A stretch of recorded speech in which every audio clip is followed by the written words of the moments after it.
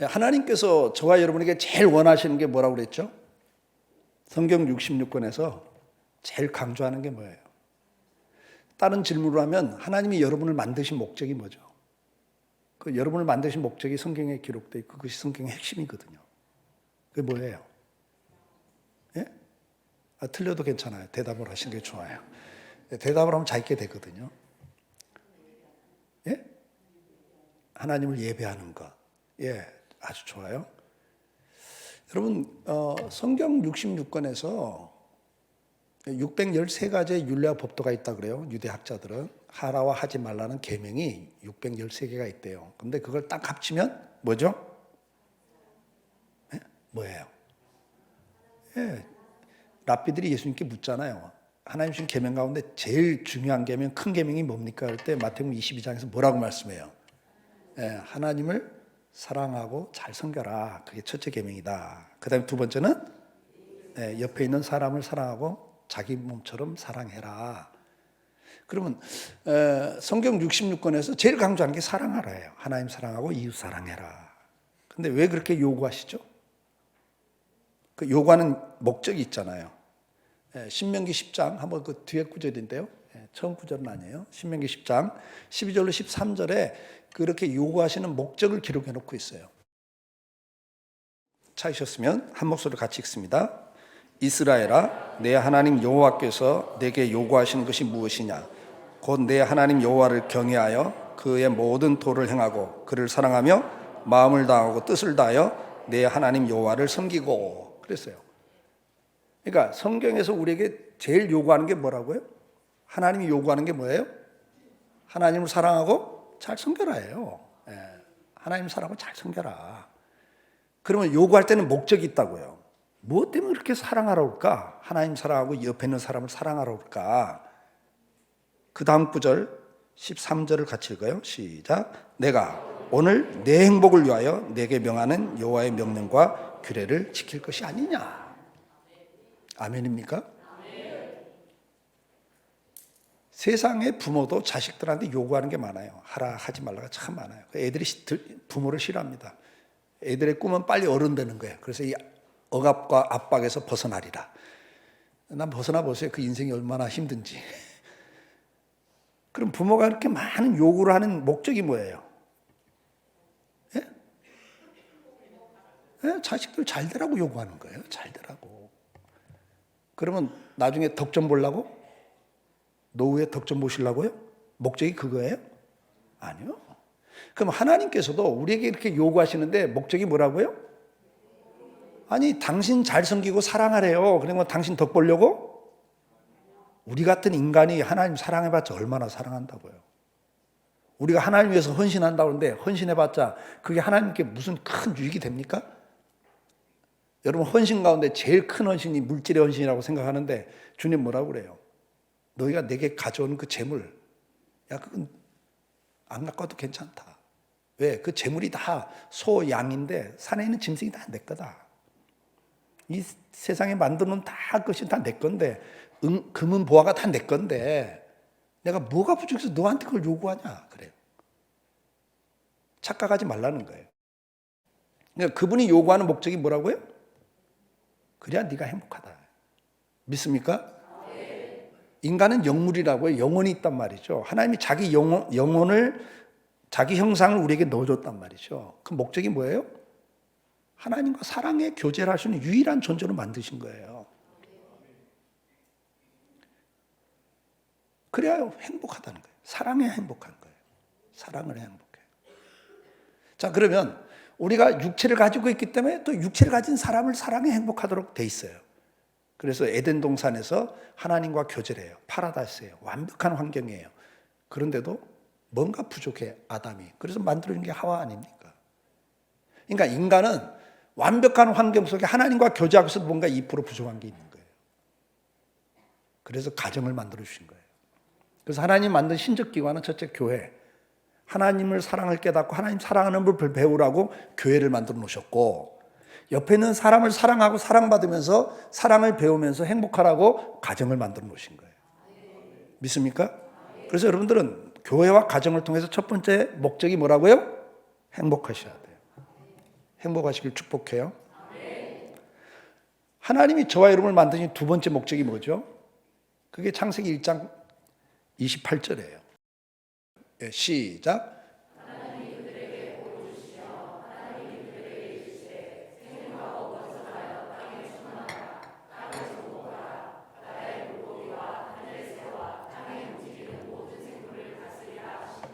아멘.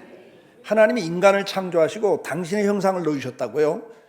근데 그 두 번째 목적이 뭐냐니까, 당신의 형상을 넣어준 두 번째 목적이 뭐냐니까, 하나님을 대신해서 피조물의 영장, 만물의 영장으로서 하나님을 대신해서 하나님 만든 피조 세계를 다스리고 살으라고. 믿습니까? 그래서 우리가 만물의 영장이라 그러는 거예요. 만물의 영장. 모든 피조물 가운데 최고 으뜸으로 만들어 놓으신 거예요. 우리 인간에게는 다른 동물과 다르게 하나님 형상이 들어와 있어요. 그래서 하나님을 대신해서 이 세상에서 다스리고 살아라. 그래서 하나님의 뜻을 드러내라고. 믿습니까? 하나님 나라를 이루라고. 그걸 다른 말로 하면 하나님께 영광을 돌리라고. 하나님을 드러내는 삶을 살으라고. 그걸 신약에서는 청직이라고도 하고 빛과 소금이라는 단어를 써요. 믿습니까? 그래서 하나님이 여러분에게 주신 재능을 가지고 정치, 경제, 사회, 문화, 스포츠, 교육, 어떤 분야든 주신 재능을 가지고, 달란트를 가지고 자기 분야에 나가서 어떻게 하라고요? 그 분야를 정복하고 그 분야에서 영향력을 미치는 삶, 그래서 하나님을 드러내는 삶을 살으라고. 그래서 정복하셔야 돼요. 여러분들은 자기 분야를. 믿으시면 아멘. 하나님이 그럴 수 있는 능력을 여러분에게 주셨어요. 믿음을 가지고 자기 재능을 최대한 5달란트 받은 사람, 2달란트 받은 사람처럼 그 달란트를 잘 활용해서 그 달란트를 계속 업그레이드를 시키고 개발해 나가면, 그래서 그 분야를 정복해 나가면 하나님의 영광을 돌릴 수 있는, 영향력을 미치는 삶을 살 수 있는 사람이 된다, 그 말이에요. 창세기 9장 1절에 홍수 사건이 끝나고 난 다음에 노아 가족에게 첫 마디가 똑같은 말씀이에요. 아담에게 했던 말씀이에요. 또 복을 주시는 거예요. 그러니까 하나님이 여러분에게 제일 원하는 게 뭐예요? 여러분이 행복하게 사는 것하고, 두 번째는 복을 누리고 사는 거예요. 복을 누리는 게 뭐라고요? 주신 재능을 갖고 자기 분야에 나가서 뭐 하는 것? 번성하고 정복해서 영향력을 미치고서 거기서 하나님 뜻을 드러내는 것. 정치에 달란트 있으면 정치가가 돼서 당략을 따르는 자들이 아니라 하나님의 영광을 위해서 법을 만들고 그걸 추진해 나갔고, 대통령이 되면 하나님의 뜻을 이 땅에 펼치기 위해서 정치를 하는 사람이 돼야 되는 거죠. 시장이 되면 그렇게 해야 되는 거예요. PD가 돼서 문화계에서 그런 적그리스도적인 타락한 문화를 조장하는 자가 아니라 정말 영광스러운 인간답게 사는 문화를 창출해 나가는 것이 기독교인의 사명이라고 말이죠. 믿으시면 아멘. 여러분들의 삶 가운데, 여러분의 자녀들의 삶 가운데 그런 정복하는 자들이 나오길 축복합니다. 자, 그러면 우리의 대적 마귀는 우리가 창조된 목적대로 사는 꼴을 못 본다고 말이에요. 그래서 마귀는 수단과 방법을 가리지 않고 시도 때도 가리지 않고 어떻게 해요? 저와 여러분을 유혹하고 미혹해서 실족을 시켜요. 그래서 행복하지 못하고 불행하도록, 정복하고 하나님의 영광을 드러내는 복을 누리는 삶 대신에 저주받는 삶을 살도록 만드는 것이 사탄이라고 말입니다. 아담도 쓰러뜨렸고 그 이후에 모든 인류를 사탄은 쓰러뜨리고 있어요. 솔로몬 왕같이 그렇게 겸손했던 왕도 여자를 통해서 결국은 다 타락을 시켜요. 그게 사탄이에요.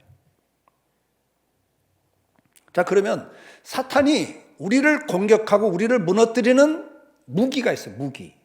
그걸 에베소서는 마귀의 계계를 능히 대적하게 하나님 전신갑주를 입으라 그래요. 마귀의 전략이 있다고 말해요. 마귀가 쓰는 전략이 있어요. 그걸 알아야죠. 지피지기를 해야죠. 나를 알고 상대를 알아야 우리가 전쟁에서 이기는 거예요. 마귀와 싸워서 이기려면 마귀의 전략을 알아야죠. 그럼 마귀가 저와 여러분을 복 대신 저주받게 하고 행복 대신 불행하게 만드는데 쓰는 강력한 무기가 뭐냐고 말해요. 아담을 뭘로 쓰러뜨렸습니까, 여러분? 하와를 뭘로 쓰러뜨렸어요? 마귀가 막 자기 영역을 가지고, 영권을 가지고 막 능력을 발휘해서 쓰러뜨렸어요? 뭘로? 이걸로. 뭘로? 말로 다 쓰러뜨려요, 여러분. 저는 이 설교를 준비한 배경이 있어요. 저희가 두 번째 예배당을 졌는데 그때 헌신한 가정이 자기 전 재산을 바친 가정이 4가정 정도 돼요. 근데 이 가정들이 복을 못 받아요. 그러니까 목회자 입장에서는 이건 정말 힘들어요. 하나님, 목사가 무슨 힘이 있다고 성도들에게 영향력을 미칩니까? 말씀대로 헌신했으면 복을 주시는 걸 보여줘야 자 봐라 하고 좀 말빨이 쓰지. 군대 같으면 계급으로 말하면 통하는 거고 회사 가면 사장이란 직위를 갖고 말하면 통하지만 목사야 말해봤자 안 통하는 세상인데 뭐 주일 한번 빼먹으면 목사가 벌금 300만 원 뭐 꼼짝이 낸다든지 뭐 이래야 좀 목회를 할 만 나이지 않겠어요? 목사인데 그런 권한이 없어요. 뭐 아니면 그만 가버리면 그만인데 뭐. 그 제가 기도해서 하나님 이래갖고 어떻게 목회합니까? 근데 하나님께서 깨닫게 하시더라고요. 한 가정 한 가정 깨닫게 하는데 복을 못 받는 이유가 있다. 복 받을 일을 해놓고도 복을 까먹는 이유가 있다는 거예요. 근데 한 가정 한 가정 깨닫게 해주셔서 그거 갖고 제가 설교를 했어요. 예. 그때 그 제목이 뭐냐니까 삶이 자꾸만 꼬이십니까? 라는 제목이었어요. 삶이 꼬이는 데는 이유가 있다고요. 첫째가 하나님과 관계에 문제가 있으면 꼬여요. 인간관계에 문제가 있으면 꼬이더라고요. 다윗 때 3년 연속 기근이 왔다고요. 여부수 사람들이 사울 왕이 그 사람들을 죽였거든요. 그 억울함에 하소연을 하니까 하나님께서 저주를 내려요.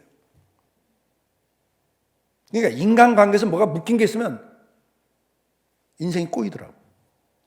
근데 한 가정은 말 때문에 인생이 꼬인다는 거예요. 그래서 말 때문에 꼬여? 그러면 제가 이제 말에 대한 설교를 준비하죠. 그러다가 제가 너무 큰 충격을 받아버렸어요. 성경 구절을 쭉 찾다가 제가 너무 큰 충격을 받고 이건 한 주 설교가 아니라 제가 8주 설교를 하게 됐어요. 그게 이 설교예요. 여러분 말처럼 무서운 게 없어요. 또 말처럼 능력 있는 게 없어요. 자, 우리가 성경을 보면 시편 109장 17절로 18절 시작.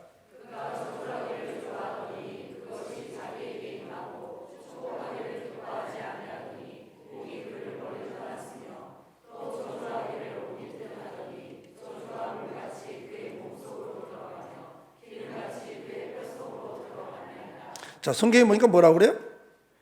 저주하기를 좋아하더니 그 저주가 누구에게 가요? 내가 저주를 퍼부은 그 사람한테 가는 게 아니라 저주한 사람에게 간다는 거예요. 이게 성경 말씀입니다. 축복하기를 기뻐하지 않았어. 남 축복하는 거 배 아파했어요. 그랬더니 내가 받을 복이 내게 오다가도 멀리 떠나더라는 거예요. 참 희한하죠? 성경 문제를 한번 더 봐요. 베드로전서 3장 9절 10절 시작. 악을 악으로 욕을 욕으로 갚지 말고 이를 위하여 너희가 부르심을 입었으니 이는 복을 유업으로 받게 하려 함이라. 그러므로 생명을 사랑하고 좋은 날 보기를 원하는 자는 혀를 금하여 악한 말을 그치고 괴유를 말하지 말고 악에서 떠나 선을 행하고 화평을 구하여 이를 쫓으라. 자, 악을 악으로 갚지 말래요. 상대가 나한테 악을 행했으니까 나도 악을 갚는 게 당연한 거 아니에요? 근데 성경이 그렇게 하지 말래요. 김집사가 나를 욕했어. 그러면 나도 김집사를 욕하는 게 당연하죠. 근데 그렇게 하지 말래요. 대신 뭐 해주래요? 복을 빌어주래요. 복을 빌어주래요. 이건 반대로 하라는 거예요. 상대가 악을 행하거든 욕을 하든 간에 나는 복을 빌어주래. 그 이유가 뭐라고요? 그 이유는 뭐라고요? 복을 유업으로 받게 하라. 내가 복을 받으려면 내 입에서 뭐가 나가야 돼요? 복이 나가야 된다는 거예요. 내 입에서 저주가 나가고 욕이 나가면 그게 내게 돌아와. 희한하죠? 그러면서 뭐라고 그래요? 자기 생명 사랑하고. 여러분 장수하고 싶어요? 단명하고 싶어요? 비명 행사하고 싶어요? 이 말이에요. 자기 생명 사랑하고 그 다음에 장수하면서도 좋은 날을 보기 살기를 원해요? 험악한 인생을 살기를 원해요? 이 동네는 뭐 별 관심 없나 보다. 성경 구절이에요, 여러분. 자기 생명 사랑하고 장수하면서 좋은 날 보고 살고 싶으면 뭐 하라고요? 악에서 떠나 선을 행하고 행위적인 것보다 먼저 뭘부터 이야기해요? 혀를 금하여 악한 말을 그치고 그 입에서 거짓말, 남을 속이는 말 이런 말 하지 말라는 거예요. 말부터 바꾸래요. 옆에 있는 분에게 한 말씀 하세요. 좋은 날 보고 싶었거든. 말부터 바꾸라네요.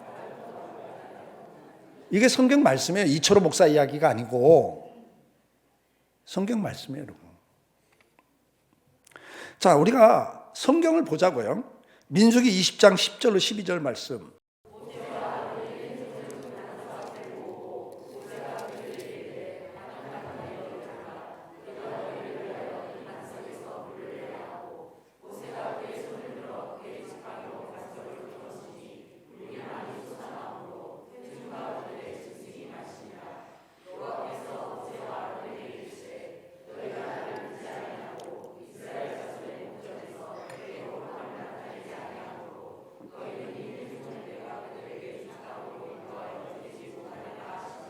아멘.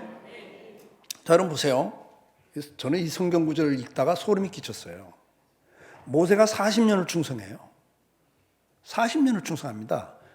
그런데 이 40년을 충성하고도 이 무리바 사건 때문에 가나안 땅 못 밟아요. 느보산에서 가나안 땅 구경만 하고 그냥 거기서 죽어요. 그 이유를 이 무리바 사건 때문이라고 한단 말이에요. 그럼 이 무리바 사건 뭐 때문에? 여러분, 여기서 모세가 뭘 잘못했길래 40년을 충성한 모세가 가나안 땅, 그렇게 꿈에도 그리던 가나안 땅을 못 들어갔냔 말이죠. 그 이유가 뭡니까? 이 사건에서 어떤 부분이에요? 그의 손을 들어 그의 지팡이로 반석을 2번 치니. 이건 뭐예요? 18절에 보면 회중을 모으고 그들의 목전에서 너희는 반석에게 명령하여 물을 내라. 그렇죠? 근데 10절에 그 반석을 2번 쳤다 그랬어요. 근데 이스라엘 목전에서 내 거룩함을 나타내지 않았다 그래요. 이 사건이. 그럼 뭐 때문에? 이 무리바 사건 뭐가 하나님의 거룩함을 드러내지 않은 거예요? 이거 반석을 명하라 그러는데 반석을 친 거? 이제 제가 성경은 성경으로 해석해야 되니까 시편 106편으로 넘어가 보세요. 시편 106편. 32절 33절 시작. 그들이 또 무리바 물에서 여호와를 노하시게 하셨으므로 그들 때문에 재난이 모세에게 이르렀나니 이는 그들이 그의 뜻을 거역함으로 말미암아 모세가 그의 입술로 망령되이 말하였습니다 그래요. 여기 보면 재난이 모세에게 임했다 그래요, 여러분. 재난. 그 재난, 재앙이 뭡니까? 모세가 40년을 충성했는데 재앙이 임했다고, 재난이 임했어요. 그게 뭐예요? 가나안 못 들어간, 축복을 못 누리는 거예요, 이게. 그걸 재난, 재앙이라 그랬어요. 성경이 이렇게 해석을 해요. 근데 그게 뭐라고요? 반석을 친 것 때문이 아니라 망령된 말을 했다 그래요. 망령된 말. 그게 뭐예요? 아까 민수기 20장 10절에 모세가 뭐라고 그래요? 우리가 물을 내라 이래요. 물은 누가 내는데? 하나님이 내는데 영광을 가로채버려요. 우리가 홧김에 화가 나가지고 지금 모세를 또 때려 죽이겠다 그러니까 모세도 이제 화가 난 거예요. 그래갖고 기도하니까 응답을 주잖아요. 반석을 명하면 물을 주마. 응답 딱 받고 백성들 앞에서 폼 한 번 잡은 거예요. 뭐? 물 없다고 또 난리냐 이 백성들아? 우리가 물 줘? 이 한마디를 했단 말이죠. 그걸 망령된 말이라고 그래요. 하나님의 영광을 가로채는 말. 그것 때문에 재앙이 그에게 임했다. 말이 이렇게 무서운 거예요, 여러분. 그러니까 마귀는 말이죠. 우리를 이렇게 저주받는 자리에 가도록 만들어요. 말로. 무서운 말들이 너무 많아요, 성경에. 그러니까 우리가 모르고 그냥 홧김에 무심결에 던진 말들이 하나님 영광을 가로채고 나를 드러내고 내 감정을 드러내고 하면서 마귀에게 속아버리는 거예요. 하나님 자리에 가버리는 거죠. 그래서 하나님 이건 용서가 안 되는 거예요. 하나님 자리에 가는 거예요. 그러니까 아담에게도 뭐라고 그래요? 선악과 먹으면 네가 하나님과 동등해질 거다 이래요. 이게 사탄의 전략이거든요. 하나님 자리에 우리를 세워버려요. 그리고 그게 저주받는 걸 알아요, 마귀가. 자기가 그래서 저주받았거든. 하나님을 대적하려다가. 하나님 자리에 올라서겠다고 하다가. 그리고는 그다음부터 계속 우리에게 그걸 요구해요. 그렇게 유혹을 해요. 네가 하나님 자리에 가보라고. 말이라고 하는 것은 알고 모르든 간에 제대로 못하면 저주가 오고 제대로 하면 축복이 와요. 반대로 엄청난 축복이 와요. 그러니까 말만 바뀌어도 인생이 바뀌어버린단 말이죠. 여러분 생각해 보세요. 왜 말이 인생을 결정짓냐? 말은 그 사람의 사상과 생각과 감정이거든요. 그러니까 말은 그 사람의 사상과 생각이기 때문에 그대로 살아요. 그래서 말의 결과가 그대로 오게 돼 있다고요. 이해가 되십니까? 절망적인 말을 많이 하는 사람이 소망 있는 삶을 사는 거 보셨어요? 말이 거친 사람이 편안한 삶을 사는 거 보셨어요? 더러운 말을 많이 하는 사람이 깨끗한 삶을 사는 거 보셨어요? 부정적인 말을 많이 하는 사람이 긍정적인 삶을 사는 거 보셨어요? 비방을 일삼는 사람이 칭찬받으며 사는 걸 보셨어요? 무시하는 말을 많이 하는 사람이 존경받고 사는 거 보셨어요? 없습니다, 여러분. 왜? 말은 그 사람의 사상이기 때문에 그게 행동으로 나오기 때문에 결국은 결과를 그렇게 빚어요. 그러니까 단순히 말로 그치지 않는다 그 말이죠. 앞에서 우리가 봤던 베드로전서 3장 10절 말씀, 정말 자기 생명을 사랑하고 좋은 날 보기를 원하는 자는 입에서 악한 말을 그치셔야 됩니다. 말을 바꾸셔야 됩니다. 자, 그러면 우리가 말에는 대상이 있어요. 말을 할 때 대상이 있습니다. 여러분, 대화를 할 때 대상이 있어요. 우리는 하나님의 형상으로 지음받은 사람이기 때문에 하나님과 대화를 하고 살아요. 맞죠? 하나님을 상대로 말을 하고 산다고요. 두 번째는 옆에 있는 사람을 상대로 말을 해요. 요즘에는 이제 뭐 강아지하고도 말하는 분들이 많은데 그건 좀 불행한 분들이에요, 사실은. 그 사랑의 대상이 잘못되어 있거든요. 강아지를 사랑한다? 그 사랑은 아니에요. 좋아하는 건 오케이. 그러나 사랑은 좀 대상이 달라요. 여러분, 사랑해야 될 대상을 놓쳤기 때문에 허무한 데다가 마음을 주는 거예요. 잘 이해를 하셔야 돼요. 정말 여러분이 사랑해야 할 분은 하나님이고 옆에 있는 사람이에요. 근데 이야기 좀 곁길로 간다 지금. 왜 동물을 사랑하냐? 사람한테 마음을 안 주는 거예요. 왜? 상처가 많아서. 이제 피곤해, 스트레스 받아. 사람하고 상대하려니까. 근데 그것은 이기적인 건데 결국은 불행해요. 본인이 불행합니다. 왜? 진짜 행복이 없어요. 자, 그러면 우리가 오늘은 대상 가운데 사람에게 대한 말을 오늘 하려고 그래요. 오늘 오후 예배까지 우리가 사람에게 주로 말을 많이 하는데 여기서 뭐가 결정되냐면 행복과 불행이 다 결정돼요. 여러분, 행복하게 살고 싶죠? 그럼 여러분 말을 바꾸셔야 돼요. 어떤 말을 해야 돼요? 행복을 주는 말을 하고 사셔야 돼요, 여러분들이. 여러분 입에서 불행을 주는 말을 하면 여러분 인생도 불행해지고 듣는 사람도 불행해져요. 가정도 불행해지고 이웃도 불행해지고 소그룹도 불행해지고 나라와 민족이 불행해져요. 자, 그러면 행복을 주는 말을 하고 살아야 됩니다. 에베소 4장 29절 말씀. 시작. 무릇 더러운 말은 너 입 밖에도 내지 말고 오직 덕을 세우는데 소용되는 대로 선한 말을 하여 듣는 자들에게 은혜를 끼치게 하라. 여기 보니까 여러분 선한 말을 하고 살으래요. 그래서 은혜를 끼치는 말을 하래요. 이게 성도들의 모습입니다. 선한 말을 하래요. 그러면 선한 말이 뭐냐 이거죠. 선한 말. 이 선한 말이란 단어는 노함이란 단어인데 이 노함이란 단어의 뜻은 기쁨을 주는 친절한 아름다운 은혜스러운이에요. 근데 이 에베소에서는 은혜스러운이라는 의미로 해석을 해놓은 거예요. 근데 가장 대표적인 것은 기쁨을 주는 이에요. 그래서 이 말을 그 말로 해석하면 너희는 선한 말하여 듣는 자들에게 뭘 줘라? 기쁨을 줘라. 그런 말이에요. 자, 잠언 12장 25절 말씀. 시작. 근심이 사람의 마음에 있으면 그것으로 번뇌케 하나 선한 말은 그것을 즐겁게 하느니라. 자, 선한 말은 마음을 즐겁게 해요. 마음에 기쁨을 준다 그 말이에요. 믿으시면 아멘. 잠언 16장 24절 말씀. 시작. 선한 말은 꿀송이 같아서 마음에 달고 뼈에 양약이 되느니라. 그러니까 선한 말은 마음을 즐겁게 해줘요. 마음을 달게 해줘. 달달하게. 행복을 주는 말이에요. 그 다음에 뼈에 좋은 약이래요. 양약이란 말은 좋은 약이래. 이 뼈에 좋단 말은 골수에 좋다. 여러분, 웃음 치료법이라는 게 있어요. 막 억지로 웃게 해요. 근데 병이 나요. 왜죠? 내가 막 억지로 웃으면 뇌는 단순해가지고 억지로 웃건 뭐 진짜 웃건 간에 웃으면 기분이 좋은가 보다 하고 엔돌핀이 확 나오는 거예요. 그러고 암세포를 죽여요. 이게 웃음 치료법이에요. 이게 근데 성경에는 이미 있어요. 성경에는. 골수에 좋단 말은 이 피를 만드는 골수에 좋다고 봐요. 좋은 피를 만들어. 암을 극복해야 이루고. 그래서 여러분이 선한 말을 하면 병도 치료가 돼요. 성경 말씀이니까 그냥 믿으세요. 하나님이 우리를 만들어 놓고 얼마나 잘 아셔. 전문가인데. 현대의학도 이 몸뚱아리 하나 아직도 다 분석을 못해요. 극복 못하는 병이 너무 많고. 아시잖아요. 그렇죠? 하나님은 우리를 만든 분인데 그분이 이렇게 말씀해요. 그러니까 선한 말을 하라는 거예요. 잠언 18장 14절에 이런 말씀이 있어요. 사람의 심령은 그의 병을 이기려니와 그랬어요. 아멘? 그러니까 마음이 병을 이긴다고 그랬어요. 그러니까 마음이 상하고 마음이 무너지면 병들게 돼 있고 죽게 돼 있어요. 그러니까 마음이 그만큼 중요한 거예요. 그런데 이 마음에 기쁨을 주는 게 선한 말이에요. 그럼 여러분, 어떤 말이 여러분들에게 가장 기쁨을 주는 말, 대표적인 말이 뭐예요?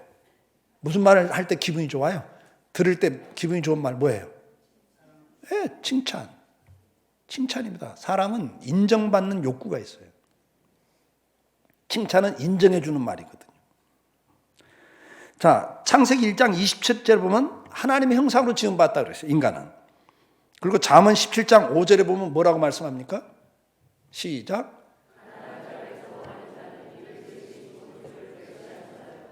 아멘? 그러니까 우리가 사람을 무시하면 하나님을 멸시하는 죄를 짓는 거예요, 여러분. 이렇게 무서운 말을 하루에도 몇 번씩 하고 사냐, 그 말이에요. 남 무시하고 멸시하는 말 얼마나 많이 해.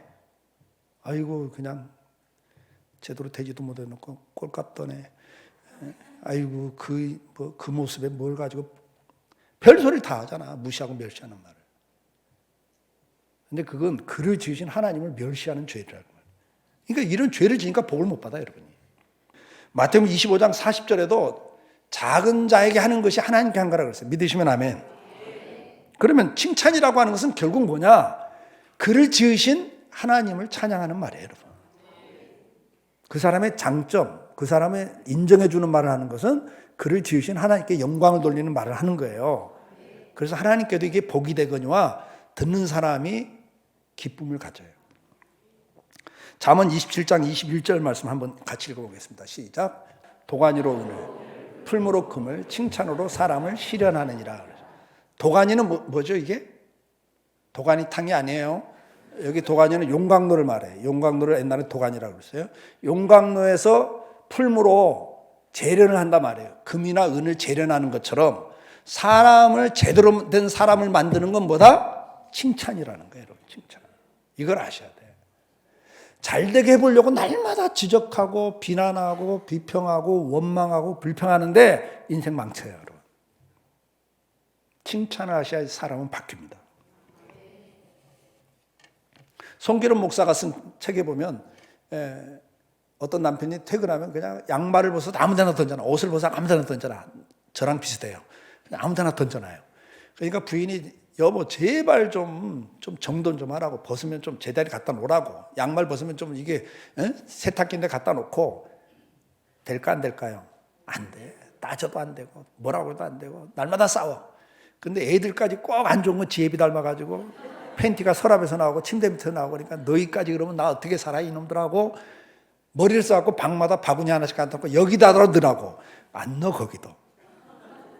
근데 어느 날 남편이 퇴근해가지고 할 말이 있었고 조금 이따 뒤따라 들어가는데 남편이 침대 앉아서 양말 벗고 휙 던졌는데 우연의 일치로 바구니에 쏙 들어갔어요. 그걸 보고 부인이 당신 학교 다닐 때 농구했어? 웬 농구? 근데 어떻게 안 보고 완샷에 골인을 시켜? 와 실력 좋은데 그랬어요. 그 다음 날부터 이 남편 퇴근하면 침대 앉았고 양말 벗었고 뭐 하고 있어? 예? 뭐 하고 있었겠어요? 예, 슛! 안 들어가면 다시 주다가 슛! 여러분 사람은 칭찬이 바꾸는 거지 책망과 비난이 바꾸는 게 아니에요. 저희 교회 여집사님이 한 분 계시는데 너무 불행한 분이에요.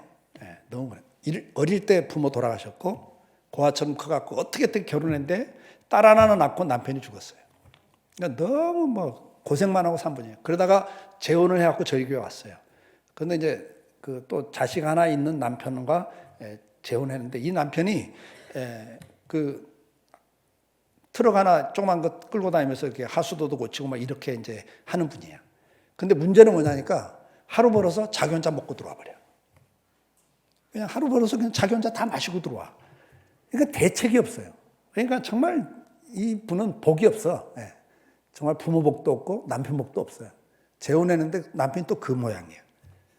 얼굴이 새까맣게 김이 껴갖고 바싹 말라가지고 일찍 돌아가셨어요. 사실은 폐병으로.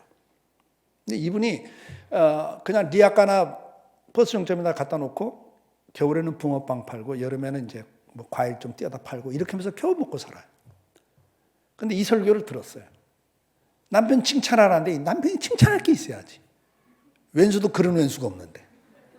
근데 성령께서 너 그래도 순종해라. 말씀에 순종해라. 계속 그러시니까 칭찬할 거 찾는데 찾을 게 없더래요. 그 부인이 저한테 고백한 거예요. 근데 그날도 역시 뭐 변함없이 취해가지고 곤드레 만들어 대갖고 흐느적거리고 방으로 들어가는데 뒤에다 대고 한마디 했대. 하도 할 말이 없고 당신은 술 취해갖고 흐느적거리는 것도 멋있다 그랬대. 그때 뒤돌아보면서 미친년 그러더라는 거예요. 그래서 막 열이 나고 그런 거렇지. 너 같은 인생에게 무슨 칭찬이 통하냐? 뭐 미친년 그래 내가 미쳤지. 제정신 같으면 너 같은 거 칭찬하겠냐? 이제 속으로 막 그냥 화가 더 난 거예요. 근데 그 다음 날도 성령께서 너 순종해라. 계속 순종해라 그러니까 그 다음 날 일하러 가는데 뒤에다 대고 했대. 이분은 꼭 뒤에다 대고 말을 해. 정면으로 말을 할 마음이 없는 거예요. 정이 없어. 뒤에다 대고 그랬대요. 당신 일하러 나가는 거 보니까 참 멋있다 그랬대요. 쓱 한번 쳐다보고 나가더래요. 그 다음날 출근한다 뒤에다 대고 한마디 했대요. 당신 일하러 가는 거 보니까 참 마음이 든든해 그랬대요. 한두 달이 지나면서 변화가 오는데 10,000원이라도 남겨다 주더래요. 일하러 가는 게 멋있다. 일하러 가는 거 보니까 마음이 든든해 그랬더니 그 열매를 자기 부인한테 갖다 주기 시작하는 거예요. 그래서 계속 칭찬했대요. 내가 한 번은 이제 지나가다가 그 포장마차에 가서 이제 붕어빵 파는데 가서 이제 들여다보고 이제 안타까우니까 안 됐으니까 기도해주고 그러거든요. 근데 한번 들어갔더니 뭐 너무 얼굴이 좋아. 그래서 아니 뭐 좋은 일 있어요. 그러니까 목사님 저요 내 평생 지금처럼 행복한 적이 없어요. 그래요. 무슨 일인데요? 그랬더니 목사님 제가 말씀 듣고 순종해갖고 그때 제가 한테 간증을 한 거예요. 이렇게 했는데 요즘에는 말이죠. 딱 한 잔만 하고 들어와요. 일찍 들어와가지고 자기 포장마차에서 붕어빵 파는 데 와갖고 도와준다고. 그리고 밤 10시 되면 이제 포장마차 자기가 다 이렇게 접고 정돈하고 목사님 나 팔짱 끼고 들어가요. 이러면서 자기 인생이 지금처럼 행복한 적이 없다는 거예요. 사랑하는 성도 여러분, 말씀대로예요. 칭찬하면 인생이 바뀝니다. 사람은 인정받을 때 행복한 거예요. 반대말이 뭐겠어요? 인정해 주는 말 반대가 무시하고 멸시하는 말이에요. 이건 자살도 하고 방화도 하고 살인도 하고 별거 다 나옵니다. 이 무시하는 말을 해버립니다. 그래서 우리가 말을 바꾸면 여러분 인생이 바뀌어요. 여러분 인생이 바뀌는 거예요. 여러분 인생이 바뀌면 여러분 가정이 바뀌는 거예요. 믿습니까? 정말 간증거리 많아요. 이 부분도. 남편이 명문대 출신이에요. 대학 교수가 되려다가 연줄 그 다음에 돈, 뭐 이런 게 좀 들어가야 뭐 교수 자리도 얻는데 그걸 고지식에 우리나라 최고 명문대를 나온 분이니까 자기는 실력 있으니까 학자가 될 거라고 분명히 믿었는데 밀렸어. 거기에 대한 그 분노, 상처가 너무 큰 거예요. 이 더러운 세상. 아무리 실력이 있어도 인맥, 금맥 없이는 교수 자리도 못하는 이 더러운 세상. 그거 두 물질이에요. 근데 이 설교를 듣고 그 부인도 계속 성령께서 네 남편 칭찬하라고 그러더래요. 거실에서 책을 보고 있더래요. 그래서 당신이 책 보고 있는 거 보면 참 멋있어. 그랬대요. 쓱 쳐다보면 얼른 건너방으로 들어갔대요. 조용하더래요. 그 다음날 식탁에 앉아서 이런 이야기 했대. 여보 나 이민 가고 싶어. 그러니까 쳐다보더래요. 뭔 말인가 하고. 내가 볼 때 당신은 정말 실력 있는 학자인데 이 대한민국은 썩을 대로 썩었어. 나는 이 땅에 살고 싶지 않아. 이민 가고 싶다 그랬대요. 자기 남편을 인정해 주는 말을 하기 시작한 거예요. 당신 실력 있는 사람이라고. 여러분 이분도 한두 달이 지나니까 두무불철하니 남편이 집을 나가더래요. 아침 먹고는 집을 나가더래요. 두세 달이 지난 다음에 들어오더니 이런 말을 하더래요. 여보 나를 인정해 준 건 당신 하나밖에 없다. 근데 내가 그동안 자존심 다 내려놓고 선배들한테 쫓아다니면서 교수 자리는 없으면 직원이라도 자리를 알아보고 다니는데 저 지방에 있는 대학교에서 자리가 하나 나왔어. 행정직으로. 다 내려놓은 거야, 이분이. 그리고는 나 갈게. 그러니까 애들 교육 문제 있으니까 이대로 있고 나만 갔다가 주말에 올게. 그리고 매일 전화하면서 내가 참 힘들다. 자신 다 내놓고 살려니까 얼마나 힘들겠어요. 우리나라 최고 대학을 나온 사람인데. 그래도 내가 당신 때문에 산다. 여러분, 그분이 집사가 되어 있습니다. 지금도 열심히 살아요. 인생을 바꾸는 것은 칭찬을 할 때 바뀌는 거예요. 여러분, 하나님은 여러분들의 마음을 아세요, 모르세요? 생각을 알아요, 몰라요? 알아요. 그런데도 불구하고 고백하래요, 고백하지 말래요? 알았으니까 됐다 그래요? 내가 네 생각 다 알고 있어. 됐어 그래요? 아니요, 고백하래요. 마음으로 믿고 입으로 시인함으로 구원에 이른다 그랬어요. 감사로 보답하라 그래요. 찬양하라 그래. 믿으시면 아멘. 여호와 이름을 자랑하라 그래요, 여러분. 주님은 여러분들이 고백하는 걸 기대하셔요. 왜? 그분은 우리와 같은 분이에요. 감정이 있어요. 슬퍼하고 기뻐하고 분노하고. 이해가 되세요? 감정이 있는 분이기 때문에 표현을 들으면서 행복해 하셔요. 기뻐하셔요. 사람도 똑같아요. 표현하셔야 돼요. 표현 안 하면 몰라. 부부지간 부모 자식간도 몰라요. 자, 여러분, 매일 세 가지를 누구를 향하든 간에 매일 칭찬을 실행해 볼 수 있기를 축복합니다. 이걸 생활화시켜야 돼요. 직장에 가셔서도 칭찬하세요. 상관, 동료, 부하 직원하고 칭찬하세요. 하루 3번. 가정에 와서도 자녀들을 놓고도 꼭 칭찬하셔야 돼요. 아시겠죠? 예. 두 번째가 감사하는 말이에요. 행복을 주는 말은 두 번째가 대표적인 게 감사하는 말입니다. 여러분, 감사하는 말은 에베소 5장 4절 시작. 누참이나 어리석은 말이나 희롱의 말이 마땅치 아니하니 돌이켜 감사하는 말을 하라. 여기 희롱하는 말, 더러운 말들, 어리석은 말들 이런 거 하지 말고 대신 무슨 말을 하고 살아라? 감사하는 말을 하래요. 감사는 뭐냐? 알아주는 말이에요. 상대가 뭘 했을 때 그것을 내가 알아주는 말이, 보답하는 말이 감사예요. 사람은 보답하고 살아야 돼요. 제가 학생들한테는 이런 질문해요. 한국 역사상 가장 훌륭한 어머니가 누구죠? 한국 역사상 어머니로서는 가장 훌륭한 어머니가 누구예요? 예. 제가 학생들한테 물어보면 대부분 다 신사임당이요 그래요. 그럼 제가 그러죠. 신사임당이 너를 위해서 밥 한 끼를 해줬냐? 등록금을 한번 해줬냐? 이 정신 나간 녀석들아. 제가 그래요. 그리고 다시 물어요. 한국 역사상 가장 훌륭한 어머니가 누구냐? 이게 이제 늦게 철드는 거야, 이게. 그러니까 모르고 사는 거라고, 이걸. 우리가 부부지간도 마찬가지 아닌가요? 젊었을 때는 실력이 있고 능력이 있고 뭐 살림 잘하고 뭐 재테크 능력이 있고 뭐 여러 가지를 따져요. 근데 살아보니까 그게 다 별거 아니란 걸 알아요. 살아보면. 그래서 나이가 60이 넘어가면 철든 부부가 서로 상대편에게 요구하는 게 뭐예요? 원하는 게 뭐예요? 그렇지. 건강하게 그냥 오래만 같이 가자 그래요. 이게 철이 들면 그래. 근데 60이 넘어도 철이 안 들면 그 생각을 안 해요. 그러니까 살아보니까 뭐 가진 거, 뭐 기대하는 거 다 별 의미가 없다는 걸 알게 돼요. 여러분, 제가 우리 학생들한테 그런 이야기 하거든요.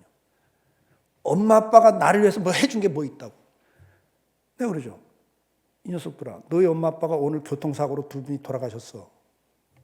초등고 학생들한테 제가 말해요. 네 인생 어떻게 되는데 그 순간. 부모가 얼마나 뭘 해주냐를 자꾸 이야기하는데 부모라는 존재가 있냐 없냐가 더 중요한 걸 몰라요. 안 그래요? 여러분 청년도 마찬가지예요. 부모가 갑자기 돌아가셔봐. 결혼할 때 부모 안 계십니다 그러면 벌써 감점이 딱 들어가요. 그래 안 그래요?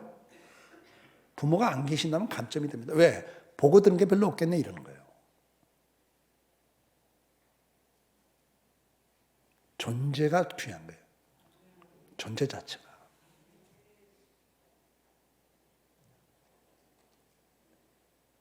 노릇을 요구하지 마세요. 여러분. 예를 들어서 자식이 너무 속을 썩여. 그냥 걔만 보면 내 명예 못 죽게 생겼어. 그러니까 야 제발 좀 나가. 사라져. 그렇게 말을 안 듣던 자식이 그 말은 또 들어. 그러고 나가버렸어, 집을. 그냥 그날 밤부터 편히 주무세요? 아이고, 그 새끼 안 보니까 살겠네. 그래요? 그런 부모 없습니다, 여러분. 찾으러 다니고 난리가 납니다, 여러분. 며칠 안 들어와 봐요. 그러니까 옆에 있는 분에게 한 말씀 하세요. 속을 썩여도 옆에 있어야 됩니다. 옆에 있는 분에게 한 말씀 하세요. 속 썩여도 옆에 있어줘서 고맙습니다. 그러고 사셔야 된다니까. 그래야 내가 행복해지기 시작해요, 여러분. 원리를 알아야죠. 부모가 계시는 것만 해도 엄청난 거예요. 우리 중고등학교 학생들 부모 수가 소년, 소녀, 가장이 돼봐 인생이 어떻게 바뀌어버리는지. 그러니까 감사가 없는 거예요. 이걸 모르니까. 교회가 어떻고 저떻고 목사가 저떻고 저 북한 한번 가봐요. 이렇게 뭐 찬양할 수 있는 것 같아요? 어림도 없어요, 여러분. 피눈물 흘리고 있어.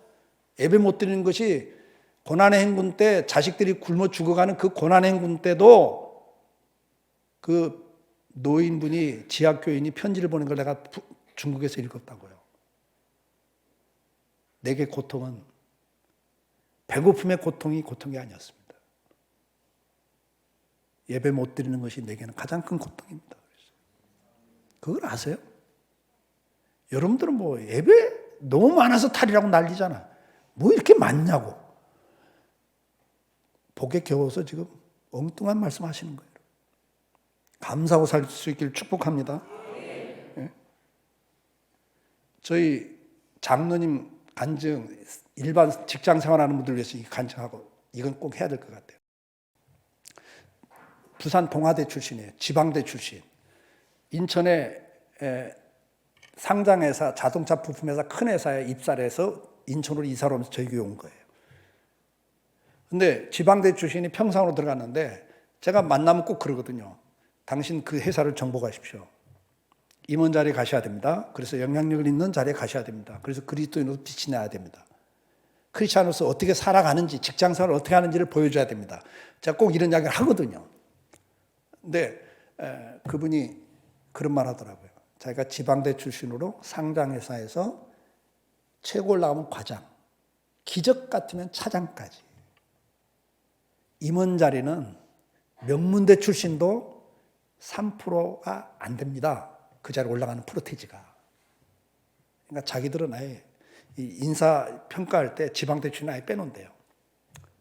현실을 이야기하는 거예요. 그래서 내가 그러죠. 하나님 믿으시고 말씀대로 하세요. 근데 이분이 거기에 도전을 받고 이 설교를 듣고 하루 3번 칭찬하고 감사라. 이러니까 이분이 그대로 한 거예요. 매일 출근할 때 호주머니에다 동전 3개를 넣고 출근했대요. 자기는. 그러니까 호주머니에 항상 동전 3개가 있는 거야. 그러고 무심코 호주머니에 손 넣었다가 동전 잡고 칭찬하고 감사라고 그랬지. 그래서 상사, 동료, 부하 직원 할 것 없이 칭찬이나 감사를 했대. 그리고 호주머니 동전 이쪽으로 옮기는 거예요. 그리고 3번 이상 매일 했대, 매일. 근데 이분이 승진 고가 시험 할 때마다 1등으로 올라갔어요. 3개월 전까지 이제 은퇴했습니다. 석 달 전에 은퇴했는데 그 회사 대표까지 올라갔습니다. 뭐 별로 안 놀라는 사람도 있지만 그게 어느 자인지를 몰라서 안 놀라는 거예요. 우리나라의 큰 상장회사에 대표까지 올라갔어요. 근데 그분이 임원되면서 저한테 했던 고백입니다. 목사님, 이 자리에 온 것만 해도 기적입니다. 내 자리죠. 기적은 계속됩니다. 저는 대표 놓고 기도하고 있습니다. 본인은 못해.